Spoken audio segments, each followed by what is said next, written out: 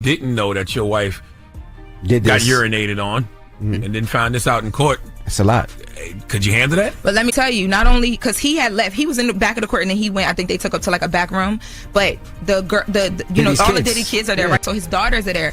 I was sitting behind them. It was awkward for me to watch them have to listen to all of this. After he started, the male Esther started getting into a lot of the masturbation and stuff. They got up and left. Who told him to leave? Did Diddy say leave or? No, Diddy. The trial may have been about Diddy, but the spotlight soon shifted toward the people who had the most to lose: his children.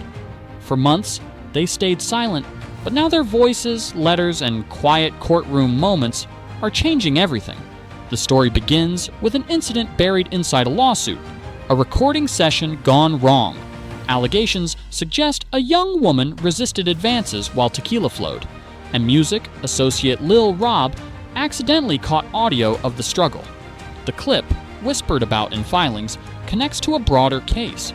Suddenly, Diddy's carefully crafted image of family unity collides with disturbing questions about who knew what and when. As Diddy awaits sentencing after 2 Mann Act convictions, his children's role grows more visible. 6 of the 7 write letters to Judge Aaron Subramanian, the man tasked with deciding whether Diddy spends years Step in, looking Fleeto, step in. Ooh, oh my God! That jacket is, oh my God! That's the most tighter jacket ever. Oh my God! I got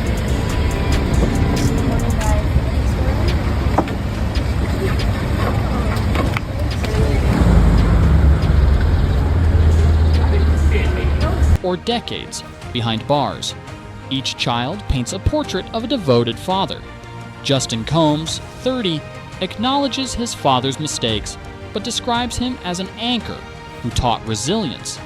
Yet critics argue Justin's loyalty is less about love and more about wealth protection. Former bodyguard Gene Deal, who's become one of Diddy's fiercest critics, insists Justin's support is tied to preserving inheritance. Christian Combs, just 26, pours raw emotion into his plea, confessing that the trial has been driving me crazy. Quincy Brown, Kim Porter's son whom Diddy raised as his own, credits him for stepping up after his mother's death. Jesse and Delilah, the twins, now 18, stress that family unity carried them through grief. But what happens when letters of love crash into courtroom evidence of power, coercion, and manipulation? George Cabrera, get on it, get on it. What's going on, Frank Albert?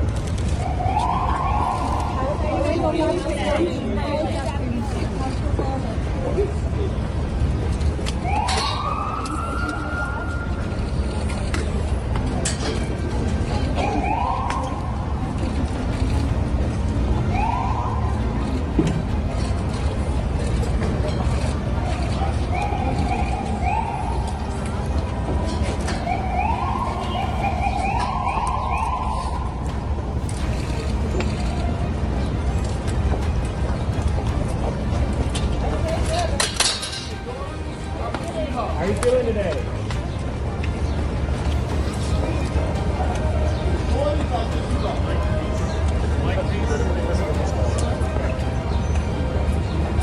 That's the paradox haunting the judge, and raising questions the family may not want answered.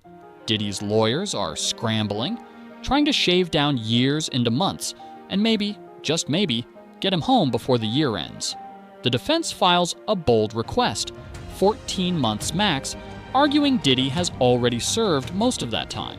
To them, this case isn't about violence, it's about mistakes that don't warrant keeping a man behind bars forever. I can tell you that I talked to Sean. For those of you who know, I've known him for almost 20 years.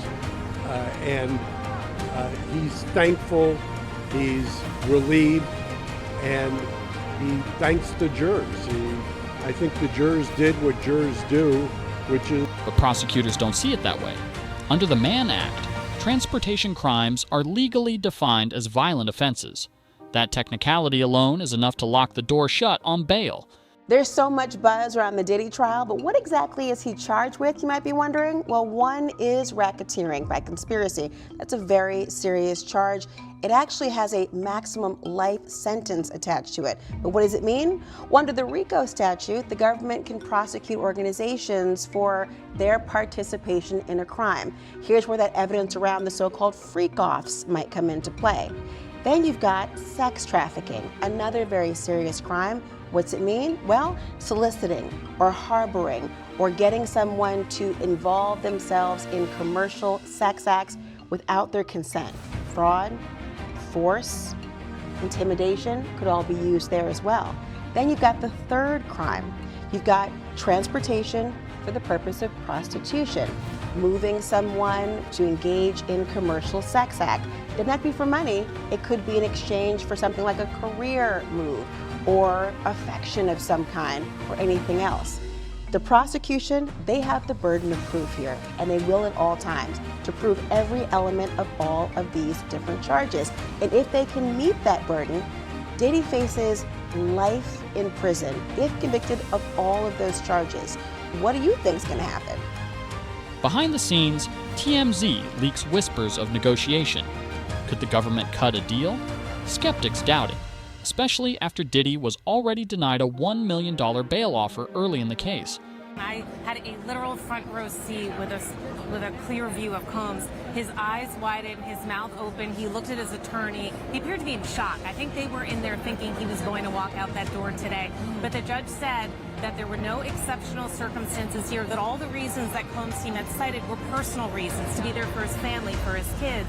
And it didn't overcome the bar and the congressional mandate in the law that says for someone who is convicted of a crime under this statute, under this title, had a mandatory detention. And his lawyer had argued that there was no other prostitution case. He even referenced Elliot Spitzer, who was not charged with any wrongdoing, but that company that had the prostitutes was convicted of some crime. So he was saying that in that instance, where people had made money, those people were given bail, but the judge denied it after the prosecutors again argued, is what they said, that the only thing exceptional about Combs was his wealth, his violence, and his brazenness. He asked to speak to the judge in that courtroom. What happened? What did he say? Anything? No, so he waved his hands as his lawyer was wrapping up. I mean, he had passed him, in my count, 4 Post-it notes trying to get his lawyer's attention. His lawyer looked at the notes, but whatever he wrote on them, we don't know. But then Combs started waving his hand, and his lawyer said, Your Honor, he wants to talk to you, but let me talk to him first. So then Agnifilo went over to Combs. They talked. Then Agnifilo resumed the conversation. So he had made some decision that Combs was not going to address the judge today. After the hearing and then when the judge left the bench, Agnifilo did turn to Combs' family members. Again, all of his kids there, his mother, his sister, and he was telling them, he said that, this is winning. Winning is winning. You live your life, you have a good life. He'll be back soon. And Combs himself spoke to them. He said, I'll see you when I get out. We're going to make it through this. He blew a kiss to them and he said, love you all. His legal team ups the ante, proposing a $50 million bail package stacked with conditions: passport surrender, ankle monitor, 24/7 surveillance. The message? He's no flight risk, but prosecutors hit back hard. The judge in the Sean Diddy Combs trial has just rather shockingly denied him bail. This, of course, coming after the news that the jury convicted him of 2 of the lesser charges in the government's case against him, finding him not guilty of the 3 biggest and most consequential charges. Laura, this is a surprising development. What are we learning? What are the judge's reasons for not letting him out? Well, we are still learning all the reasons why the judge has denied bail to Sean Diddy Combs pending his sentencing. That can be an indication of a number of things. Remember, the prosecution is intending to ask for jail time in this matter. Each of those charges could provide 10 years in prison. The sentencing guidelines will obviously dictate to what extent that will be followed. Those are the maximum. It is the ceiling, not the floor. But given the number of offenses he has failed to have in the past, and the corresponding ways in which you judge someone's category that they're in for the ultimate decision of sentencing, it could be far less than that. I will say, of course, that the judge, by making this statement, essentially is giving a bit of a heads up that perhaps jail time is in fact what he will actually hand down to Sean Diddy Combs when the sentencing does in fact occur.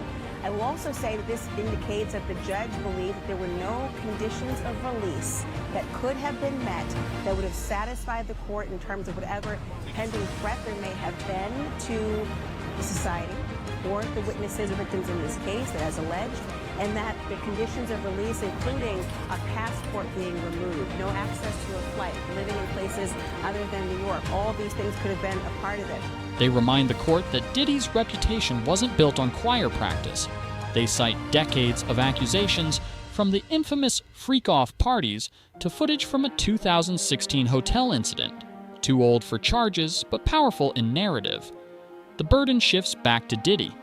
Prove you won't reoffend. So far, he can't. Even heartfelt letters don't move the needle. His mother, Janice, admits her son has flaws, but pleads for mercy. Critics dismiss it as damage control.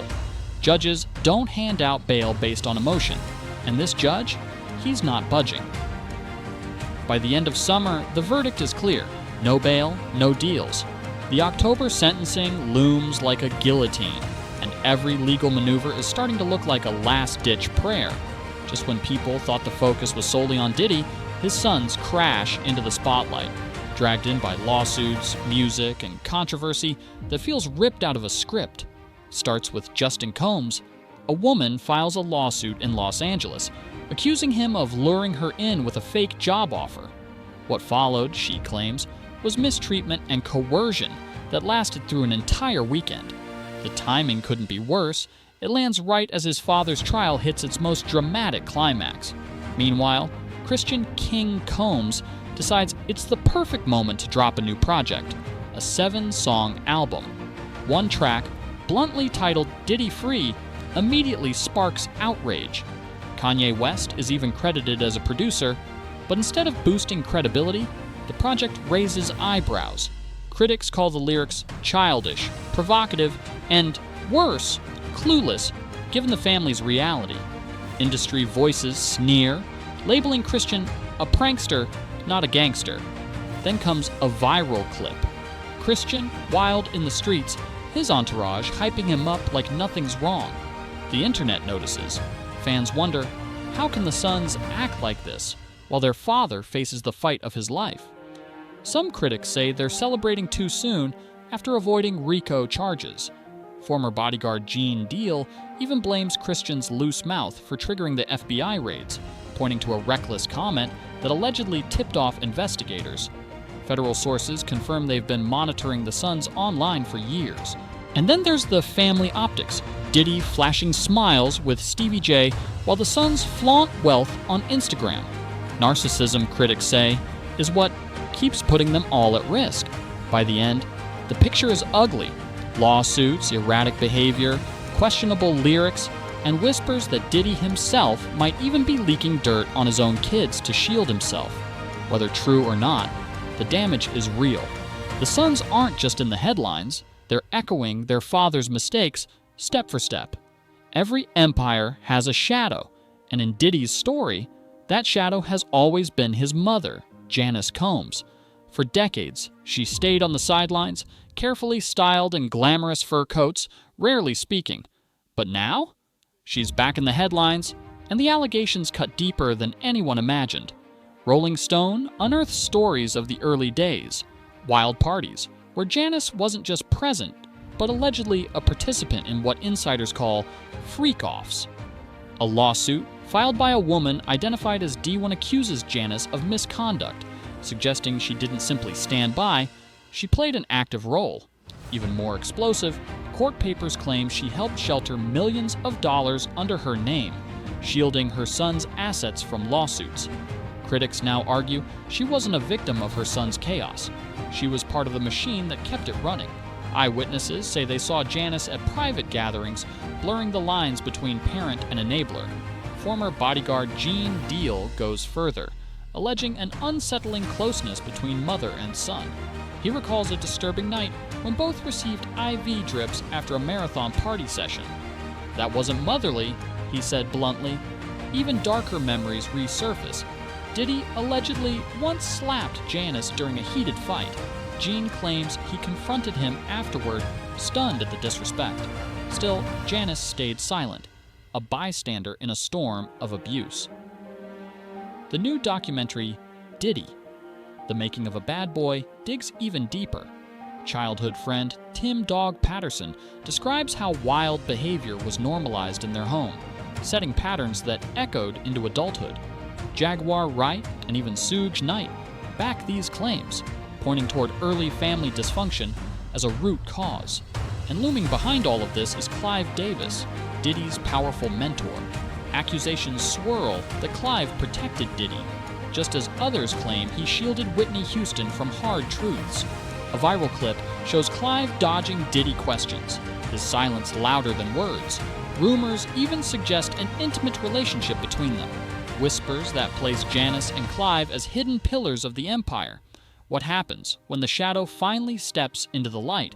The answer leads us straight to the cost of truth. Every dynasty asks the same haunting question. When the empire falls, what remains? For Diddy, the answer seems clear.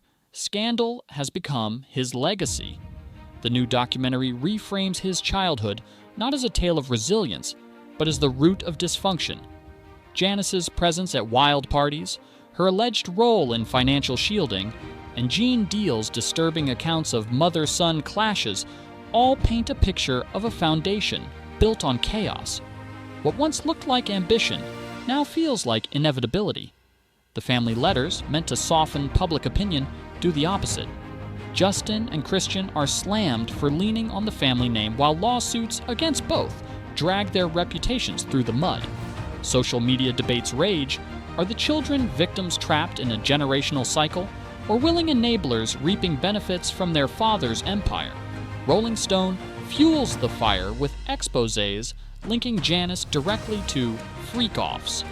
Fans recoil at allegations of her normalizing excess, while critics ask how much she knew, and for how long.